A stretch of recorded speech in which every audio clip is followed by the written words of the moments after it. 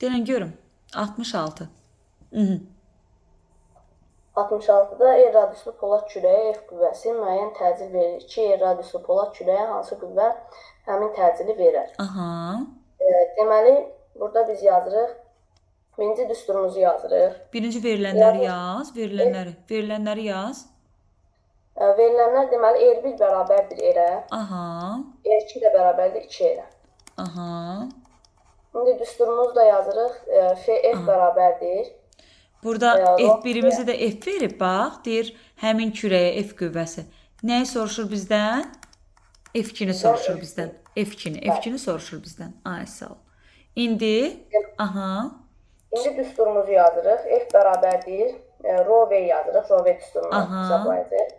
Deməli, burada da biz A-nı yəni olduğu kimi saxlayırıq. F də bərabərdir. Rho-nun yerinə yazırıq. Rho-nun yox, V-nin yerinə. Hə, V-nin yerinə yazırıq. V kvadratı bölünsün R-ə. Yox, bir dəqiqə, benim qarşıda. V-nin yerinə kürənin həcmini yazırıq. Hə, kürənin həcmini 3/4 pi R kubu yazırıq. Ay, sağ ol. 3/4 pi R kubu vurulsun, A-da olduğu kimi qalır. İndi buradan mütənasibliyi quraq. İndi buradan da F-in R-lə mütənasibliyini qururuq. Buradan da baxdıq ki, F R-lə düz mütənasib asıldır. Aha, həm də Burada yazılır ki, F1 bölünsün F2. aha. O da bərabərdir. Bərabərdir R1 bölünsün R2 kubu. Ay, Bu sağ ol. kubikası asılı olduğuna görə nə yazır? Aha. İndi buradan da bizə nə verib? R1-i verib R. Aha. Kubu yazırıq ondan. R2-yi də bizə verib 2R.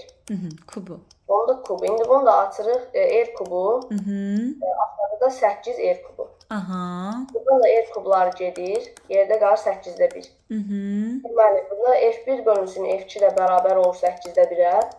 Ondan da F1 bərabər, F2 bərabər olur 8 F1-ə. Aha.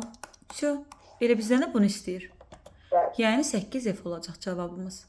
C variantı. Vəssalam.